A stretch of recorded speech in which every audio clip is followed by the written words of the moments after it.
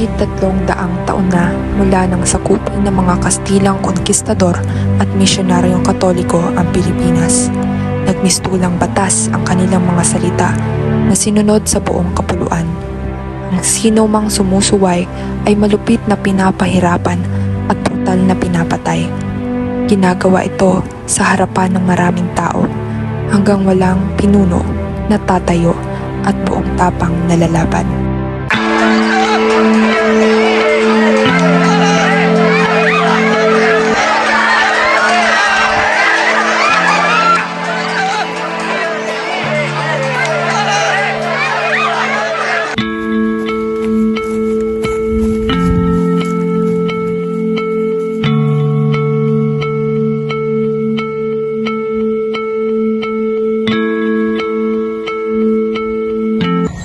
Ating patutungo ay isang lugar na kung saan ay hindi kikilos ang mga dahon ng walang kumpas.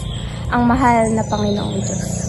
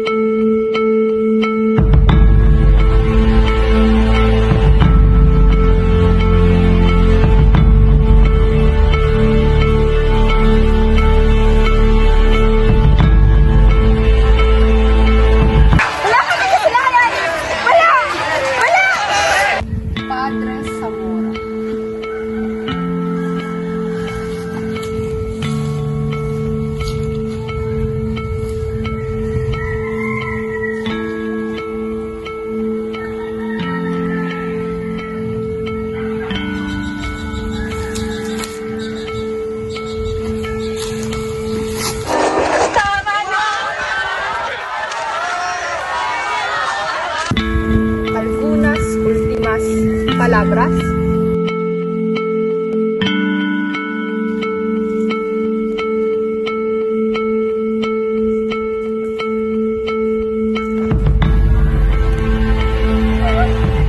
Mirad, Lagarote di un sacerdote, hereje.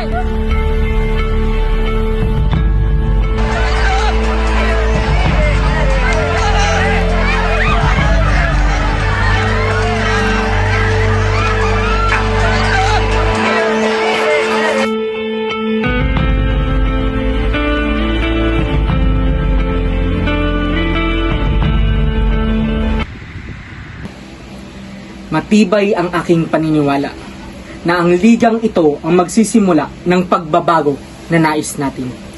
Layunin ng La Liga Filipina ang mapagkaisa ang bayan, malabanan ang karahasan at kainhustisya, mabigyan ng proteksyon ang bawat isa kung kinakailangan, at mapag-aralan ang mga reforma para sa bayan.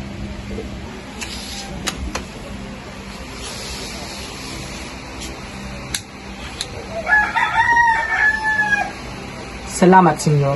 Andres Bonifacio po, Laking Tondo. Kamusta ka, Andres? Mabuti naman ho. Tumatak sa aming isipan ang mga nobela, Dr. Rizal. Ipagpamanhin niyo po, sa parehas ninyong nobela, ang mga armadong himagsikan ay hindi nagtatagumpay. Dahil hindi patalim o pistol ang siyang daan tungo sa kalayaan. Tandaan mo, Andres, na kailangan nating armasan ng ating sarili. Dito, at lalong-lalo na dito. Dahil iyon ang inagaw sa atin ng Kastila. At iyon ang kailangan nating ibalik sa ating bayan.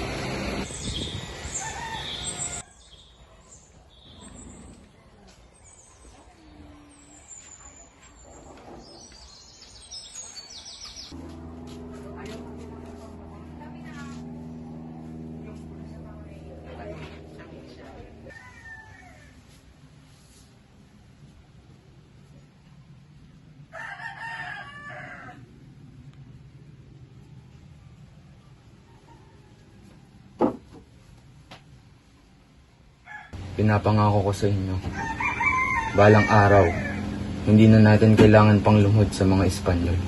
Kayong lahat, magiging mga anak ninyo, magiging pamilya ninyo, lahat kayo magiging malaya.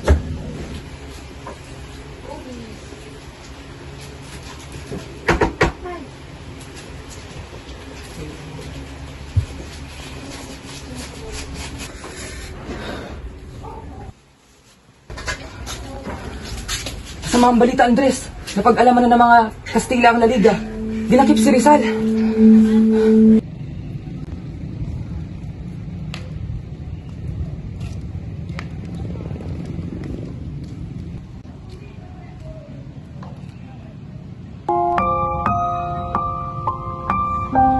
Parang ako mo na, Padre.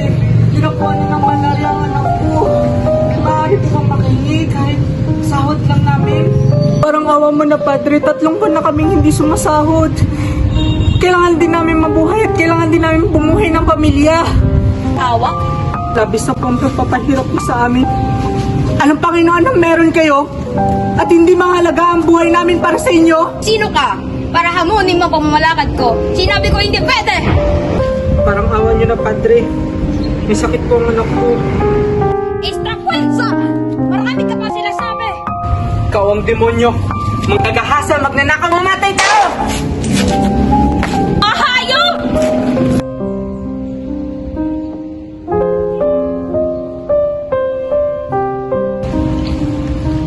Kung ayaw nyo, matulad sa demonyong to, maging aral ito sa inyo. Mga Indio!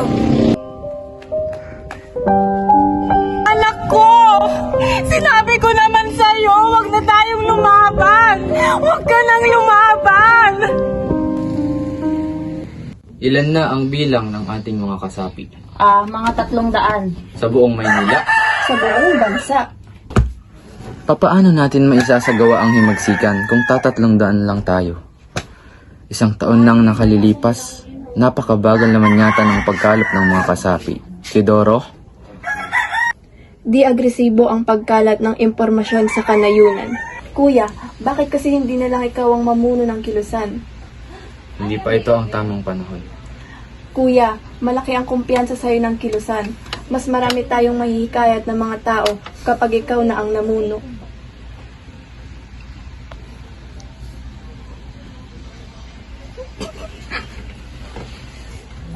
Teodoro? Teodoro! Andres, Ikaw ba ay naparirito para sa plano ng katipunan o para ligawan ng kapatid ko? Magsabi ka ng totoo. may nangyari kasi Andres. Anong nangyari? May nangyari na sa inyo? Wala po kuya. Nagmamahalan po kami ni Teodoro. Gaano katagal na? Ah, Araw-araw tayong nagpupulong. Papaanong may ibang pagpupulong ang nangyari sa inyong dalawa? Andres, naghahanap lamang ako ng tamang panahon para sabihin sa ito. At sa tingin ko, ito na ang tamang oras. Nais ko sanang hingin ang kamay ni Nonay.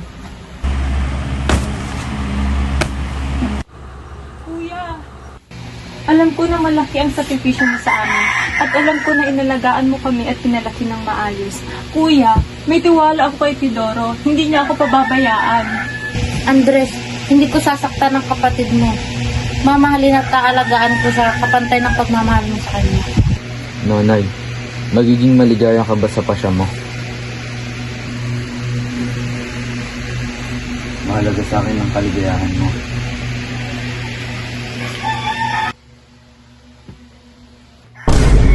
Aling pag-ibig ba ang hihigit kaya sa pagkadalisay at pagkadakila, gaya ng pag-ibig sa tinubuang lupa? Andres? Napakagandang tula. Para sa'yo at sa inang bayan. Mahal na mahal kita, Andres. Sana hayaan mong mahalin ka rin ang prinsipyong iyong pinaglalaban at ng inang bayan. Mabuhay ka, Lakmidwin. Ngayong isa ka ng kasapi ng ating katipunan. Maging isa kang kandila na nagbibigay liwanag sa ating mamamayan para sa katarungan at kalayaan. 3 taon na tayong nangangalap ng mga miyembro.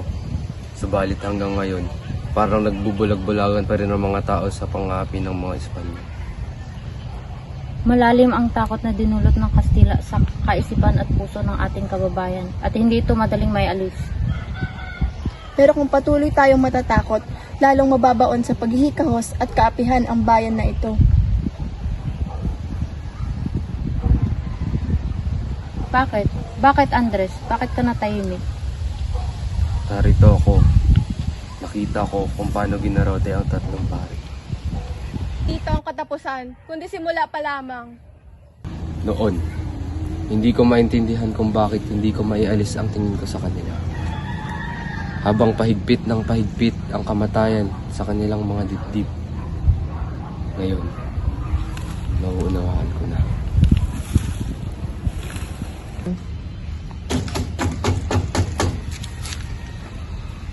Tuloy kayo.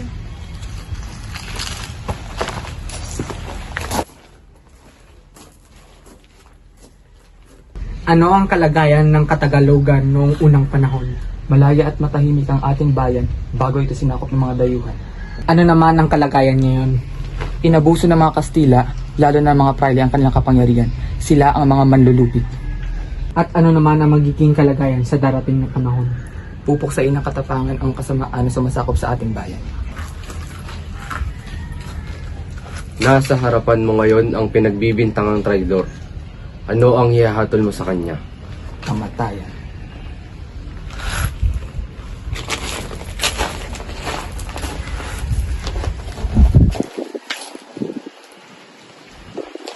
Emilio Aguinaldo, ngayong kasapi ka na sa kilusan. Ano ang nais mong itawag sa iyo? Magdalo Supremo. Magdalo. Binabati kita, kasamahang Magdalo.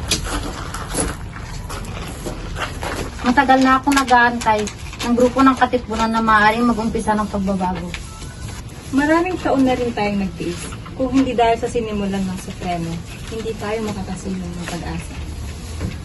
Ang mahalaga, magpatuloy pa ang pagpapalaganap ng ating kalayaan para dumami pa ang bilang ng ating mga miyembro.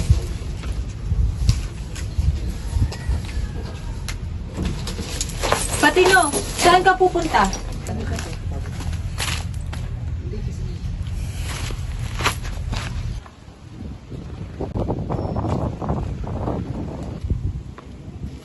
Kuya, bakit napasugod ka? Gusto kitang bigyan ng babala o ring? Anong babala? Di pero mga narinig ko paano sa revolusyon. Kailangan yung piliin. Dahil pagka nagkagulo, baka pati ikaw matamay.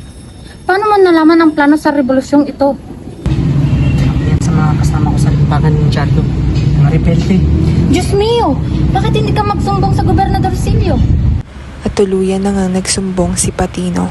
Dito rin naganap ang pagpapahirap at pagpaslang sa mga taong nasa limbagan.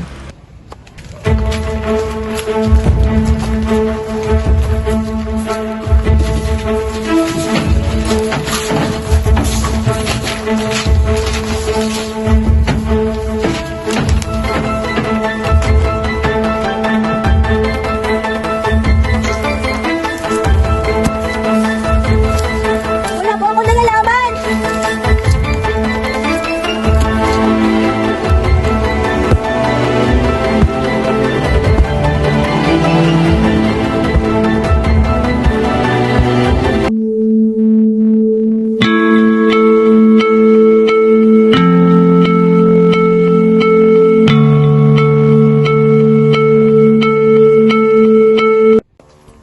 Ang kinabukasan ng mga susunod na henerasyon ay ating responsibilidad.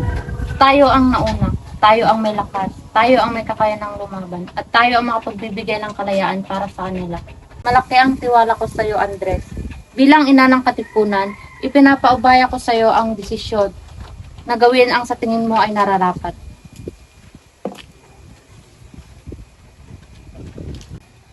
Pagkarami na ang naging biktima ng mga Espanyol.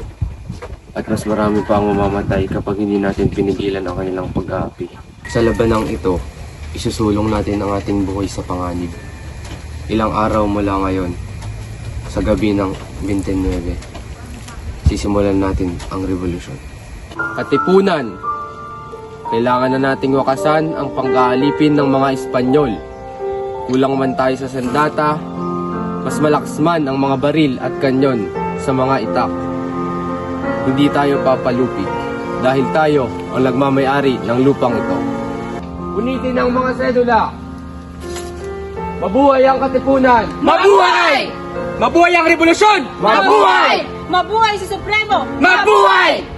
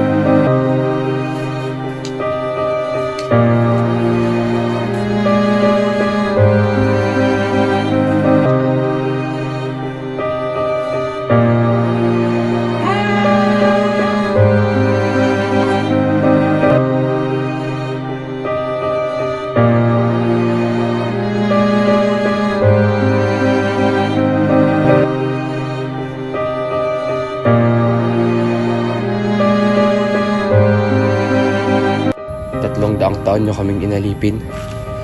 Panahon na para magluhad ng kasalanan. Para sa pamilya ko! At para sa bayan!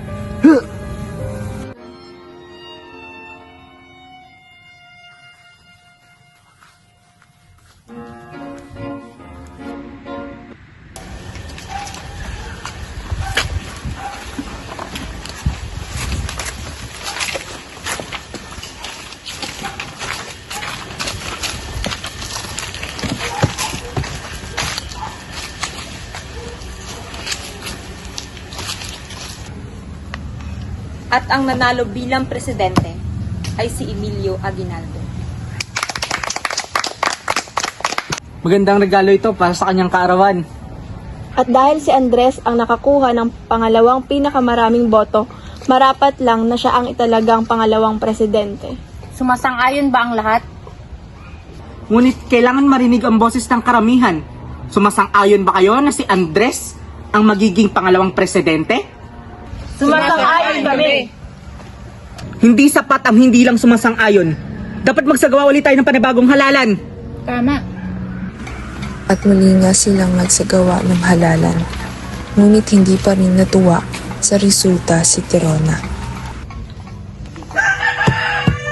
Bilang Direktor de Guerra, Emilio de Dios. Bilang Direktor de Interior, Andres Bonifacio. Hindi pwedeng hawakan ng hindi nakapagtapos ng abogosya ang posisyong ito. Alam naman nating lahat na hindi nakapagtapos tong si Andres ng abogosya. Tirona! Kanino mo pa ako iniinsulto? Hinahamon mo ba ako? Halika, tayo magduelo. Andres, huwag mong gawin yan! Malinaw ang naging usapan na igagalang natin ang kalalabasan ng halalan. Subalit kayo na rin ang sumira ng usapan. Bilang Supremo ng Katipunan, pinapawalang bisa ko ang halalan na ito. Hindi ko tinataya ang buhay ko para magkaganito tayo. Hindi ako ang kalaban.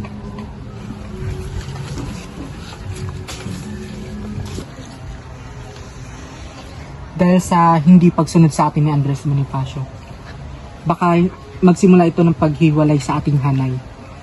Maraming papanig kay Bonifacio. Di sumusunod sa atin ng Katipunan. Siguradong magiging halang-hala sa ating mga plano. Hindi na natin magagawa ang mga gusto natin sa bayan. Kung hindi natin tatanggalin si Andres Bonifacio, bukod sa Kastila, baka maging kalaban din natin ang Katipunan. Dakpin si Andres Bonifacio.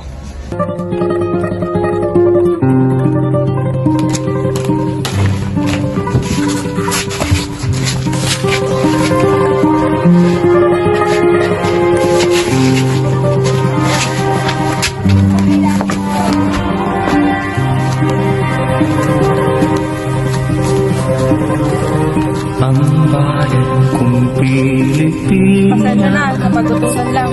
lupain ng ginto't bulaklak. Ipaghandog-handog ang buong pag-ibig at hanggang may dugoy ubusang itigis. Kung sa pagtatanggol buhay ay mapatid, ito'y kapalaran at tunay na langit. Ayuhan ay nahalina, bayan ko, binihag ka, nasadlak sa dusa.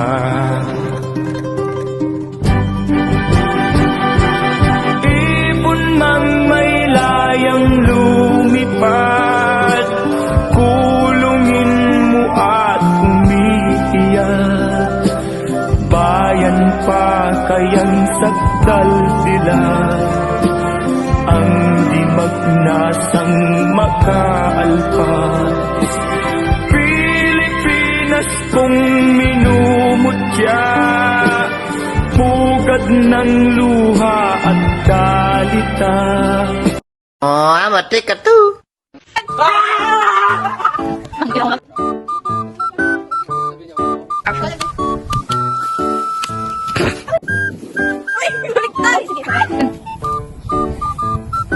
Uy, wala pa. Di pa ako tumatali.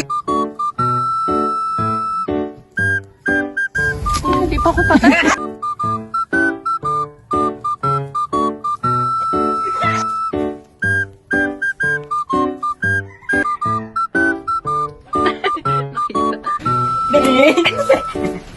May mga payagin ko.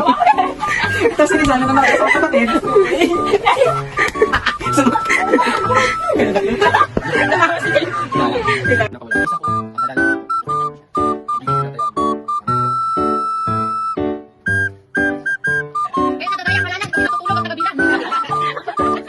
Action!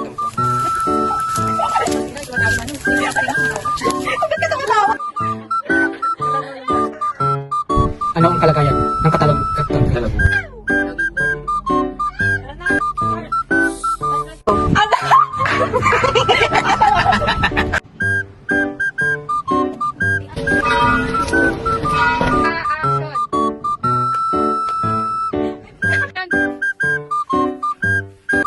Action. At ano naman ang magiging kalagayan sa uno? Camera, go. Magandang regalo to para sa kanyang karawan.